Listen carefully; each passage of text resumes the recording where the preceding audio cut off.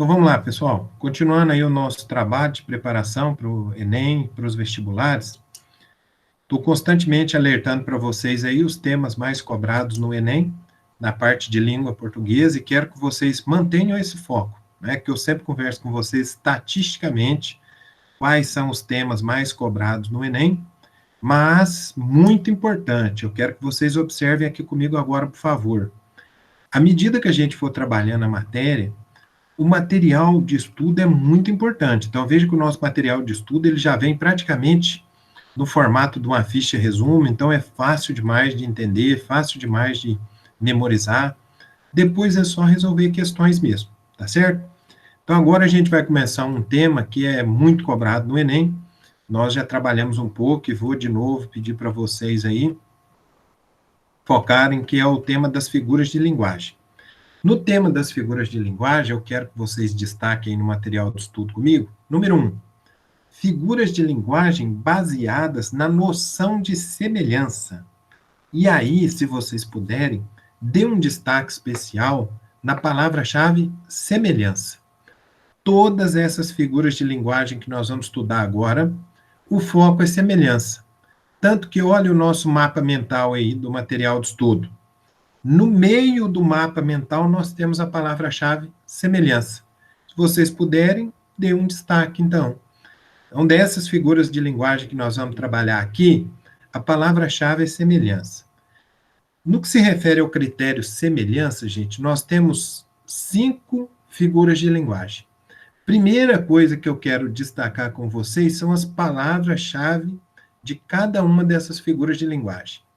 Aí, se vocês puderem, eu peço que vocês destaquem comigo aí quais seriam as palavras-chave dessas 5 figuras de linguagem que nós vamos estudar. Primeiro, prosopopeia, daqui a pouco a gente volta e detalha. Segundo, comparação. Terceiro, metáfora. Quarta, catacrese. Quinta, sinestesia. Cuidado, não se preocupe agora no que cada um quer dizer. A única coisa que eu quero te explicar é o seguinte: tem questão do Enem que só pergunta qual o mecanismo linguístico. Qual é o mecanismo linguístico que constrói essas figuras de linguagem? É a semelhança. Aqui na semelhança, então, nós temos 5 figuras de linguagem, e agora nós vamos explicar detalhando uma por uma, tá certo, pessoal? Bom, a primeira é a prosopopeia. A prosopopeia, eu quero que vocês destaquem aí comigo o conceito de prosopopeia. O que é prosopopeia? É a figura de linguagem por meio da qual são atribuídas a seres inanimados propriedades de seres animados, como os humanos, ok? Então, aqui na prosopopeia, se vocês puderem aí no nosso material de estudo, eu vou pedir para vocês depois puxar um quadrinho aí e escrever. A prosopopeia, gente, ela muitas vezes no vestibular ela cai com o nome de personificação. Então presta atenção, hein? Às vezes a prosopopeia ela cai no Enem, ela cai no vestibular com o nome de personificação. Então é fácil de memorizar.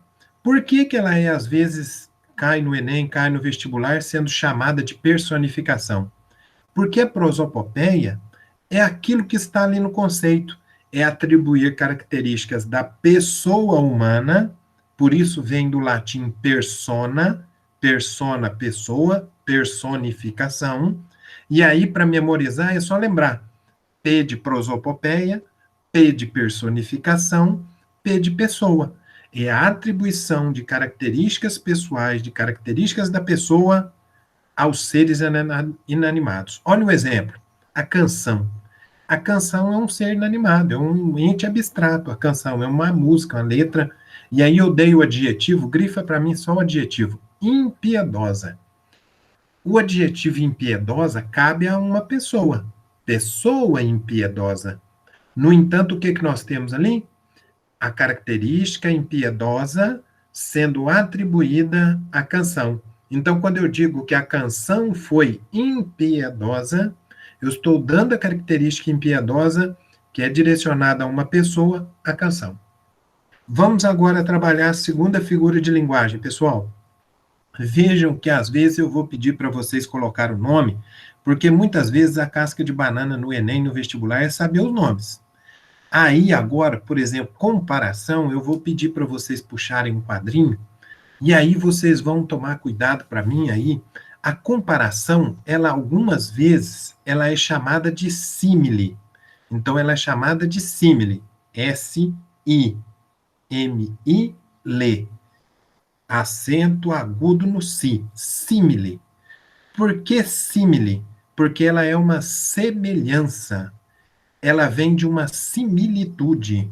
Então a comparação às vezes cai no Enem, cai no vestibular com esse nome, hein? Símile. Porque S de símile, S de semelhante, comparação. Vamos destacar aí o conceito de comparação? Vamos junto comigo, por favor? Consiste na explicitação da semelhança entre dois termos por meio de conectores, como tal qual. Aqui, se vocês puderem destacar, eu quero que vocês destaquem os conectores. A símile ou comparação sempre vai ter conectores. Olha o exemplo aí para mim. Renascer como uma fênix. Ali eu tenho o conectivo como a fênix. Vamos para a metáfora. A metáfora ela é sempre cobrada no Enem, normalmente comparando com o que a gente acabou de falar da símile, da comparação, ok? Bom, o que a gente pode explicar de metáfora aí que eu quero que vocês me ajudem? Metáfora, recurso segundo o qual se emprega uma palavra no lugar de outra, por causa da relação de similaridade entre os significados. Aqui, pessoal, se vocês puderem, eu quero dar um destaque especial para a palavra-chave similaridade. A gente acabou de escrever ali em cima o nome da comparação, que também é chamada de símile. No Enem, nos vestibulares mais difíceis, vão aparecer essas palavras para confundir vocês. Símile, similitude, similaridade. Então, dá um destaquezinho aí para mim, similaridade. Veja que a metáfora é a comparação sem conectivo. Olha o exemplo. Recife, a Veneza brasileira. Se fosse uma comparação, seria como, gente? Recife é como Veneza. Recife, tal qual Veneza, cercada pelo mar. Ok? Bora aí. Vamos trabalhar agora aí a catacrese, gente. Destaca aí para mim a catacrese. A catacrese, o que nós vamos destacar aí de conceito que eu quero que vocês grifem comigo? Consiste numa metáfora desgastada, fossilizada, da qual foi perdida a noção de figura de linguagem. Então, aqui, se vocês puderem dar um destaque especial, eu quero um destaque especial em metáfora desgastada. Então, o que é a catacrese? É uma metáfora desgastada. Por exemplo, enterrar a bola na tabela de basquete. O que eu quero que vocês grifem aí para mim no exemplo? O verbo enterrar. Enterrar é colocar na terra. Já caiu no Enem. Enterrar a agulha no dedo. Que figura de linguagem que é essa? Catacrese. Já caiu no Enem. Embarcar no avião. O que é embarcar? Entrar no barco. Mas virou uma catacrese, perdeu o sentido. Tá joia, pessoal? Vamos seguindo. O que nós vamos trabalhar agora? Sinestesia. A sinestesia, vocês vão grifar aí para mim, recurso que reúne diferentes sensações, captadas por diferentes órgãos de sentido. Aqui eu tenho que diferenciar isso aqui, ó, grifa para mim, palavra-chave.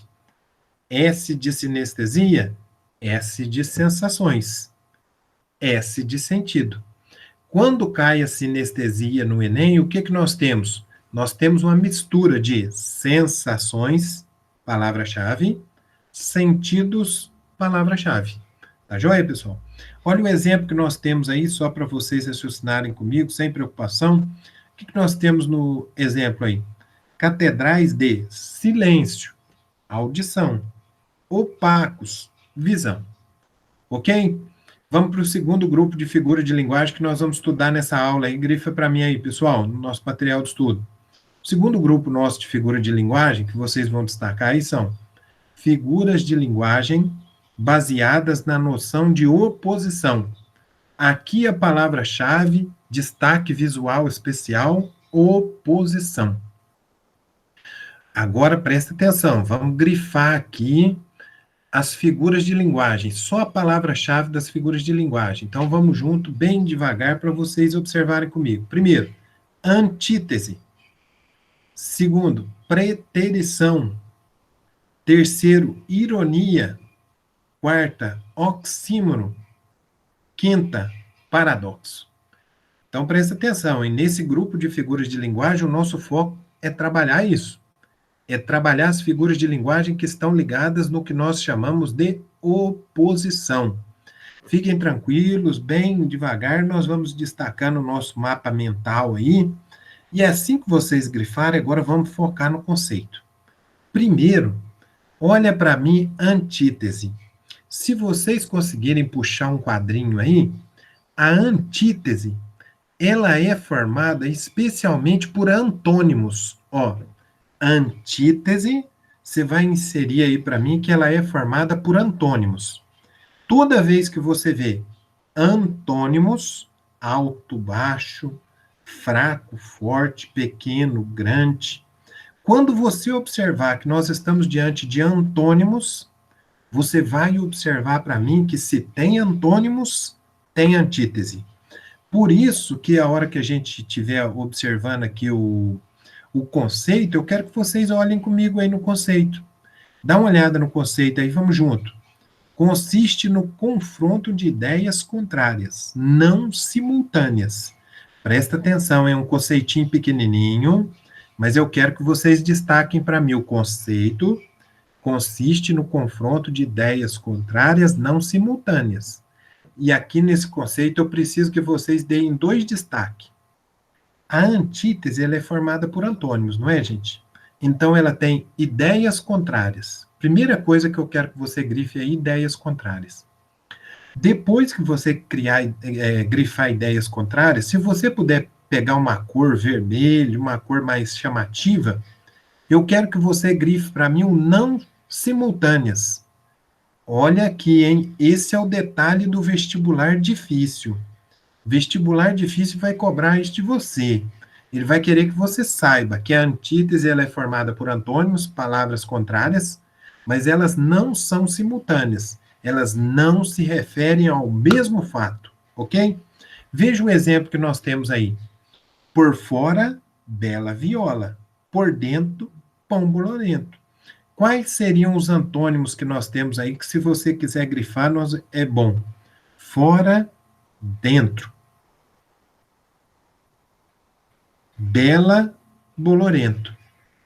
Essas palavras, elas não estão sendo usadas simultaneamente sobre a mesma coisa. Estão sendo usadas por aspectos diferentes. Tá joia, pessoal? Beleza. Vamos para a sequência agora, então. Preterição. Trata-se do recurso de fingir omissão de ideias que serão expostas em seguida. Aqui eu quero que vocês dêem um destaque especial na omissão de ideias. Então, a preterição, gente, na verdade, se vocês quiserem fazer alguma relação aí com a preterição, vocês podem puxar, por favor, um quadrinho aí do lado e escrever para mim preferência. Presta atenção para mim, o que é a preterição, gente? É a preferência. Por que preferência seria a palavra-chave? Eu prefiro não dizer, mas eu vou dizer. Preferência. Eu prefiro dizer isso e não me calar. Então diz aí, olha para vocês verem, por que a gente vai pôr preferência? Olha para vocês verem. Olha o exemplo. O exemplo deixa bem claro que nós estamos diante de uma preferência. Por que eu tenho uma preferência? Porque, logicamente, eu estou ali, ó, longe de mim, bancar o juiz. Olha a pausa, gente. Longe de mim, bancar o juiz. Mas isso está errado. Então, eu prefiro falar, porque senão depois vão falar que eu não falei. Normalmente é assim que se cobra no Enem, nos vestibulares. Vamos para número 3. Ironia. Grifa aí para mim. Consiste em expor uma ideia para ressaltar outra, contrária e implícita. E aí vocês vão destacar para mim o seguinte, gente. Aqui eu quero que vocês destaquem ideia. A ironia é sempre uma ideia. E normalmente é uma ideia que a gente deixa subentendido. Olha o exemplo. Que beleza, hein? Com a intenção de expressar desaprovação. Então veja que a ironia é uma ideia. Fala, nossa, bonito isso, hein? Deixei uma ideia. Vamos para a próxima aí, pessoal, junto comigo. Oxímoro. Agora o oxímoro, você vai tomar muito cuidado aqui para mim, hein? O oxímoro, ele vai estar bem próximo. A gente poderia fazer aí depois uma setinha, puxando do oxímoro para antítese e do paradoxo para antítese. Por que nós poderíamos fazer essas duas setinhas? Quando o vestibular, o Enem, quer complicar a vida do aluno, eles cobram o oxímoro, o paradoxo e a antítese junto. Então vamos aí destacar o conceito de oxímoro. O que nós vamos destacar no conceito de oxímoro? Figura segundo a qual um determinante tem um sentido contrário ao do termo determinado. Aqui o destaque nosso é sentido contrário. Sentido contrário. Veja bem, o que é o determinado? É um substantivo? O que é o determinante? Um adjetivo? Ou eu posso ter a inversão deles, eu posso ter o determinante, um substantivo, o determinado, um adjetivo. Vamos ver o exemplo embaixo? Impaciência. Todos nós temos substantivo. O que é uma impaciência? Não ter paciência. Agora, olha o oxímoro, olha o contraditório de tudo. Controlada impaciência. Elas estão em confronto. Eu poderia dizer raiva tranquila. Não existe isso, tá joia? Vamos para o paradoxo, pessoal. Paradoxo. O que quer dizer o paradoxo? Grifa aí comigo. Recurso segundo o qual ideias contrárias são englobadas num só conjunto, simultaneamente. Aqui eu quero que vocês destaquem para mim ideias contrárias, dê um destaque especial, ideias contrárias, e dê um destaque especial simultaneamente. Porque assim, depois, a hora que a gente estiver detalhando melhor a matéria, na correção das atividades, eu vou mostrar para vocês aí. Ela compara-se muito à antítese. Olha a antítese. Ideias contrárias, não simultâneas. Olha o paradoxo. Ideias contrárias, simultâneas. Só para a gente fechar nessa partezinha aí o exemplo. O cotidiano escolar era um misto, era uma mistura de céu e inferno. Ideias contrárias num só aspecto, que é o cotidiano escolar. Vamos para a terceira parte da nossa explicação aí para fechar, gente. Terceira. Figuras de linguagem baseadas na noção de mútua implicação. Contiguidade. Grifa para mim aí a palavra-chave. Mútua implicação, contiguidade. São duas as figuras de linguagem que nós temos aqui nesse terceiro ponto, gente. No que se refere à mútua implicação ou contiguidade, nós temos duas figuras de linguagem que eu quero que vocês prestem bastante atenção. Sinédoque e metonímia, hein? Vamos primeiro explicar a sinédoque? Figura pela qual se emprega um termo no lugar de outro quando a relação entre eles é de parte e todo. Aqui o nosso destaque especial fica por conta da expressão parte e todo. Toda vez que eu estiver me referindo à parte pelo todo, é sinédrico. Ok? Então já caiu no Enem muitas vezes, quando fala assim, a mão que afaga, é a parte pelo todo. Os pés que passeavam pela rua, é a parte pelo todo. E aí o Enem tinha como gabarito, sinédrico ou metonímia? Sinédrico. A sinédrico é uma metonímia especial. Vamos ver ainda ali na sequência ali o exemplozinho.